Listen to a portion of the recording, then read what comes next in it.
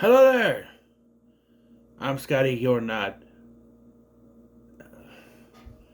College Files entry number 15, the final entry for now. I might go back to this some other point. But it is Sorority Row, which is back there. And this is a revisited review. Um, there were others I wanted to do. I'll discuss that in the closing video of this series. But I kind of wanted to do. I only did one regular review and all this, and I kind of wanted to do another one that's revisited. I figured, I was going to do the original House on Sorority Row and this one back to back, but I ended up not doing that and sticking with ones that I owned. Oh no, it was a pretty fun marathon, I thought, but we'll get to that in the next video. With this one, Sorority Row, the remake of the House on Sorority Row from 1982. It's coming out in 2009. It's very much a 2000s horror movie. You got horrible characters, some nudity, decent kills, but they're all like stabbings and stuff. Well, except for a couple. I just ate and there's like something in my throat stuck. But and I've never liked the killer reveal in this. Either of the two they were presenting at first, be it Garrett or Kyle, or no, not Kyle, Garrett or Maggie, or even Megan coming back from the dead. She survived, even though they said she had no pulse. Would have been fine. Even Kyle, to an extent, would have made sense. And then they just sort of reveal who it is, and you go, "Oh, that's why." It's too much. It's like, oh, it's not the two obvious ones. Oh, here's this guy. No, that's a misunderstanding. No, it's this person. This is a revisit review. I don't need to go. Andy. It was Andy, right? Cassidy's boyfriend, who we only meet after the 8-month time jump after the beginning of this. Because everyone's telling everyone everything, right? So what is the horcrux of this? Well, I don't know how much is from the original because I've never seen it. I know there's something with a secret and someone died and someone's getting revenge or whatever. I don't know. But in this one, what happens is there's a piece of wood. No, a prank played on Garrett, who's Gary Giggles from the Spy Kids movies, where he is trying to have sex with his ex-girlfriend after he has roofied her. Now, I do want to point out, she was never actually roofied. But the whole thing is that he was given roofies, weren't actually roofies, and given to her, and then they'll be recording this as revenge. Oh, look what he did. But it goes more as she throws up white goo, or whatever it is, white froth, and like, oh no, she's dead. Like, and this turns out to all be a prank on him because he cheated on her. Even though they say she technically cheated on him first, or like, the bitch chick, Jessica's like, who cares? No one cheats on a theta. But you can cheat on anyone you want? That's a double standard there. Oh yeah, so then they keep this prank going for some reason. It's like, okay, we gotta dispose of the body. They go out to the middle of nowhere, this well. And they're like, okay, she's dead, we need to figure out something to cut up the body. And instead of someone staying there with Garrett to make sure nothing goes wrong, they don't. They all just spread out and they're kind of talking, and they're saying it's kind of gone a little bit too far. So Garrett grabs this tire iron, it's like a Swiss Army knife, and he just stabs her, and is not dead. So now she is, though, because Garrett snapped. And so Queen Bitch Jessica decides Cassidy wants to call the cops. Rue's going to frame her for it. they throw her jacket down there because they put her in the well, and her jacket's with the well. Megan's body's in the well, and she's okay. Your jacket's in there. Your DNA's gonna be all over it, and all of the sisters are gonna side with me and say you did it. Why I don't know. Sisters stand together, and if you try to call the cops, they'll just turn around on you. And I'm watching this. I'm like, why not blame it on Garrett? I know that his sister Chugs is like, oh, he was an accident, blah, blah, blah, blah, blah. But you were already setting him up to go to jail anyway for rape. Right? Because if you're recording him, like, to do that, and then you are setting him up for what seems to be a grape gone wrong, and now murder, and then they're just going to say the body disappeared, or she's going to walk in. I don't know. I was going to go. But you're already setting him up for failure anyway. So in my opinion, he could have been like, oh, let's just blame it on Garrett. Right? In fact, if they played it really cool, I'm not saying they could have played it like, oh, she was actually still alive. We were wrong about the pulse. And now you've actually done it. There's even a point where Jessica's like, and Garrett's going to go to jail. You know, like, but no, they just said, if you tell anyone, Cassidy, we'll turn around and say you did it. So that kind of ends that. All the sisters are fine except for her. 8 months later now, they're graduating. And, yeah, they're celebrating graduation. And I'm watching this and I'm going, you know, this is very similar to the new I Know What You Did Last Summer movie. Because it's, you know, I know What You Did Last Summer was not original, but it's a group of friends coming together, and then one of them is estranged from them, coming back at another time, you know, that sort of thing. But, whereas Danica in that movie was stupid, but likable. She's a bit of annoying, but I found her more likable than Jessica in this movie. I want her to die so much. The fact that she's like the third to last death in this movie is a bullshit. Second to last death. Right? I don't know. Anyway, and Cassidy's with her boyfriend, Andy. And she's like, you gotta come with me to this thing. I can't deal with it. Whatever. So, yeah, we have this whole thing. And we find out that Megan's sister, Maggie, boy, their parents just wanted to name them similarly. Megan, Maggie. And both could technically be shorter versions of Margaret, right? Because I know Meg, that's Peg. Peg is short for Margaret, somehow. I don't know. But also Maggie. Yeah. And Megan, too, I guess, but no. Whatever.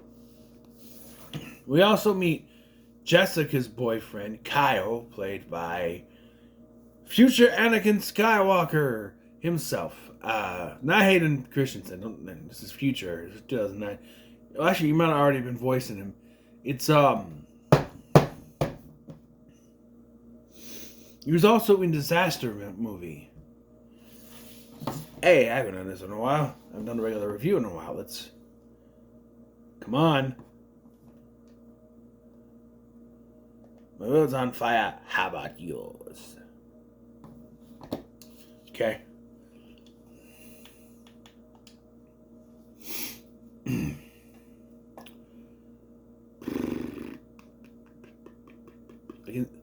Why did you go to YouTube? That is not what I wanted to go to. Why? Oh, why?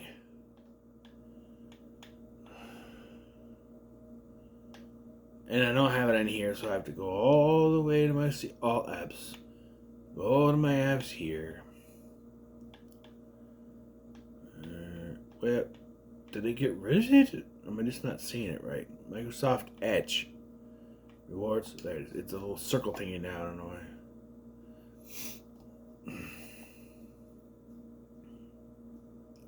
My apologies.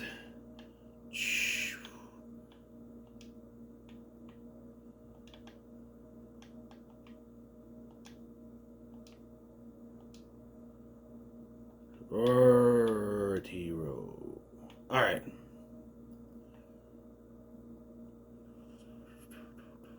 Of course it's not in the main cast. I had to go all the way down. Matt Lanter. Matt Lanter, that's the actor's name. You were all waiting on bated breath for that, I'm sure.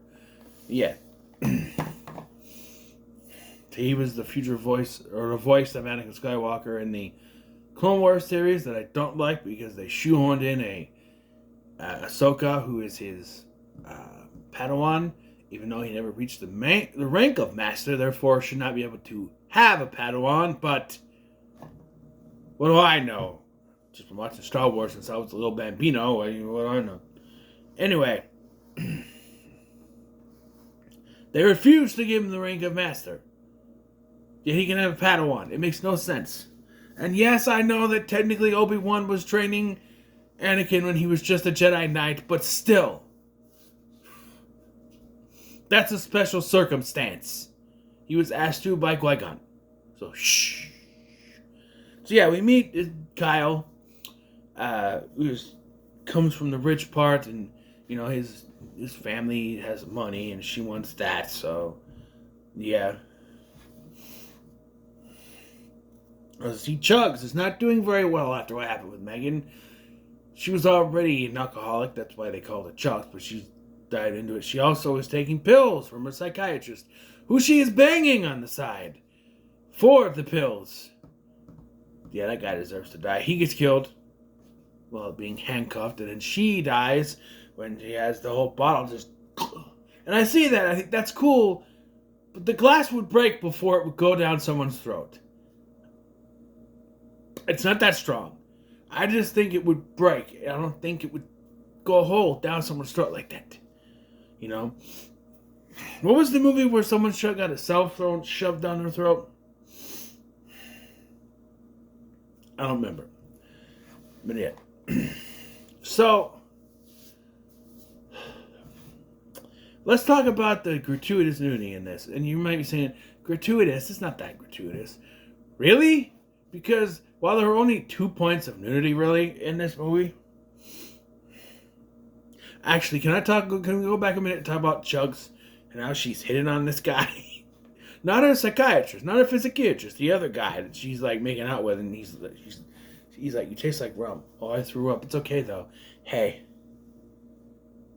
Getting cold down there. It'll warm me up. I'm just like, okay, I guess she's drunk, but nobody talks like that. Though, if a girl said that to me, a woman, whatever, I'd be like, yeah, okay. It's an invitation. But he's like, no, this is gross, because she...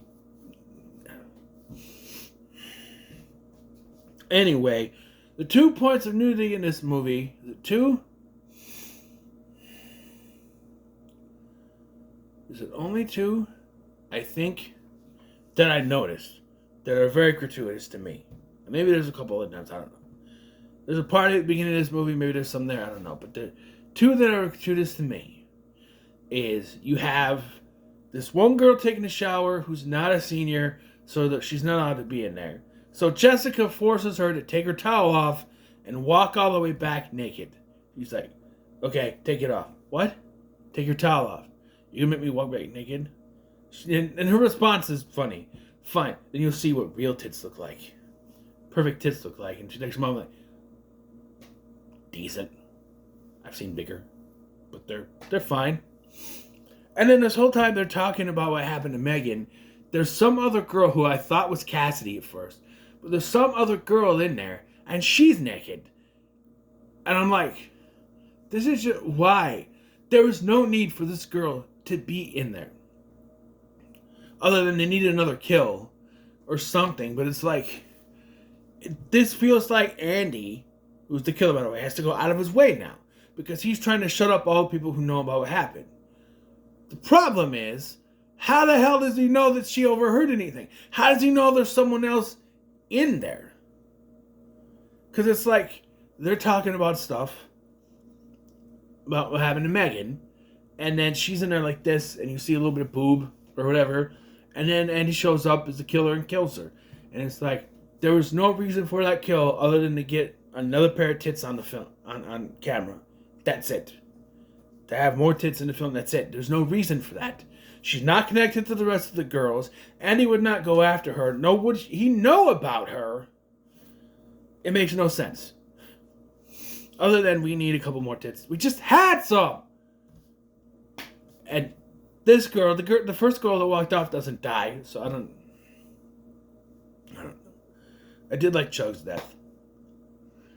But I don't know.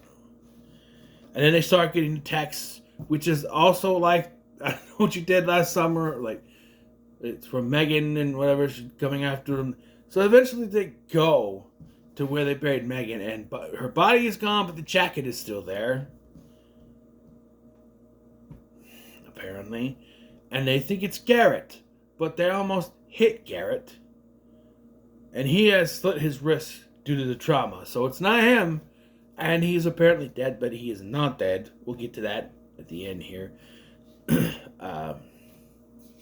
So then they go back, and they're like, all of a sudden, like, oh, we're just done with this. We're done. We're going to go in. We're going to get everyone out. We're going to deal with this. I'm going to find Kyle.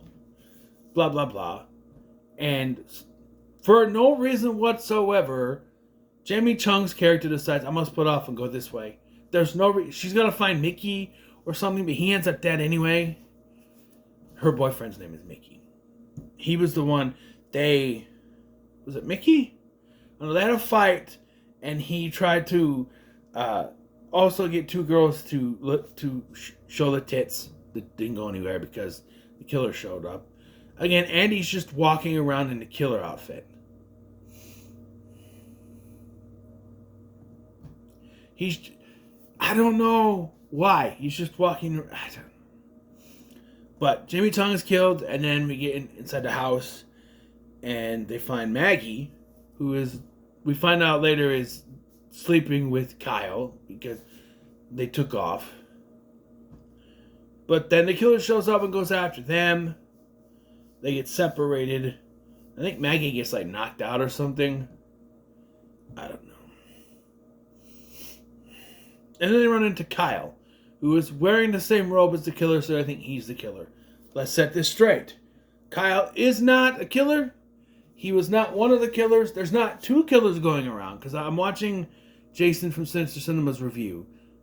One of his subscribers in the comments kind of laid this out, but he thought that Kyle was also killing people to keep it quiet, but then Andy was keeping it. No. He's like, oh, there are two killers, but they're not working together. No, there's only one killer. They even kind of try to tell you that it's a misunderstanding where he's like, well, they're like, why are you wearing that? He goes, because I'm butt ass naked. And I needed something to cover up. And that's what she's like, you were fucking her, wouldn't you? And then he behaves like a killer for the sake of red herringness. And then Andy shows up and kills him. And then Andy automatically is acting like he's nuts. He's like, I'm going to take care of you. I'm going to take care of you. I'll always take care of you. And for some reason, he has the tire iron sticking out of his pocket. I don't know why. It's just there. But there it is. And, yeah, like, oh, it's you. And then he kills Jessica. Thank you. So now it's down to Maggie, because they find Megan's dead body. Jessica's response is, oh, she looks terrible. She's fucking dead. Why would... Oh, I'm glad you're dead. I'm glad you're dead. What movie is that from? Let me know in the comments. But so we got Maggie, who's still running around there, and Cassidy, and then there's Ellie, Bruce Willis's daughter, who I hadn't mentioned until now. She's the one having a nervous breakdown through all of this, saying, hey, Megan, it was Megan. Megan's not dead. She's coming after us for revenge. Blah blah blah. Technically, she should be only going after Garrett. That's where I think the problem would be. If it was Megan, she would only be going after Garrett. because they only dumped her down the well. And by the way, they threw her down a well. So even if she was still alive from the stabbing, they threw her down a well. She would die of that. So, anyway, then Andy has this speech about why he did this. Like, she told him, and he decided he needed to kill everyone else to keep it quiet so it didn't ruin their relationship. Thinking if she found out somehow she would go along with it, which she pretends to. And I'm just like, okay. I think this is one twist too many. Like I said, I would have went with, I already told you why it couldn't be Megan, the way she was by, but if it was Garrett, or if it was Maggie getting revenge, if Garrett, I think I said this in my original review, where if Garrett got the bloodlust and went through some kind of mental issues and just started killing every one of them, you know, finally realizing, oh, they set me up. They set me up, and I killed this girl because of it. They all deserve to die and all that sort of thing. Or if Maggie, finding out the truth, getting revenge on them for what happened. I'd even buy Kyle, killing all of them to keep it quiet so that it wouldn't ruin his father's political stuff, and he and Jessica could be the perfect couple, but then he snapped. You know, I'd buy that. But Andy doing it because he just wants to be with Cassidy, no, it's one twist too much and it doesn't make any sense. But they kill Andy, the three of them get out of there, everything is fine. We flash forward and sometime, and Maggie is now the head of the Thetas, and we see a gardener with some familiar looking wrist cuts. Yes, it's Garrett, which was setting up him to be the killer of the next movie, I think. He should have been the killer of this one, but we never got that sequel until now. Apparently, Josh Stolberg has reported that they're working on a sequel. And I'm actually for it. I want to see what they do with this. However, much like with other movies that I've talked about, where it's like, you know, where they set up a sequel, like with this and that Freaky Friday remake with Jamie Lee Curtis, where it's like they clearly set up what they wanted to do, and that one where it's going to be I think it was the stepdad and the son switching. All these years later, they got to change that. Even with what they wanted to do with the third, I know what you did, the summer movie, they had to change that. They did the third one. That one sucked, and they did this one, but it was drastically different from what they had planned. Right? They could just go ahead with it, but you know what? I will give kudos to the new Islanders to the summer movie, because at least they didn't make it about Ray and Julie's fucking kids. Okay, I'm just getting sick of all these reboots having to follow characters' kids. Because the latest update we have on Scary Movie 6 is that Cindy's daughter is going to be a character. No, wait. Can we stop? Can we stop? Can we stop with these legacy sequels or show reboots where we're going to follow their kids now? No, because I'm tired of it.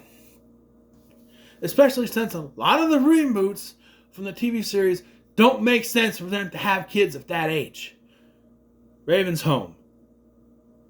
And especially Wizards Beyond Waverly Place. Spoiler alert. Even Justin's kids don't make sense. His oldest kid is 13. Show only ended 12 years ago. In 2000, the show ended in 2012, which was 12 years from when the new show came out, and Justin's kid is 13. Maybe he was 12 then, but it doesn't make any sense in the continuity because in that continuity, I'm not going to go into it. In that continuity, Justin got fired from WizTech, met Giada, and had 2 kids. but his oldest kid's age doesn't match up. Same thing when they reveal, spoiler alert, that Billy, the kid they're taking care of, is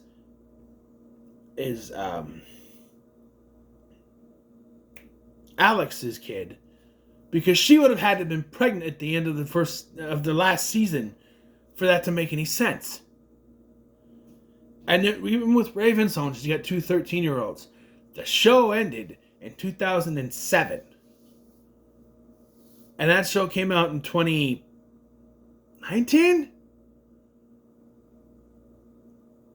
I don't know. But I just don't think that makes any sense either. They're not paying attention to continuity. And I'm just sick of movies. So I don't want Sorority Row 2 to follow Cassidy's daughter now being in college. Even though 2009, 10 years, 2019, 20, 21, 22, 23, 24, 25. She'd be 16. So she wouldn't be in college or 15 unless Andy knocked her up. They could follow a whole new group of college students.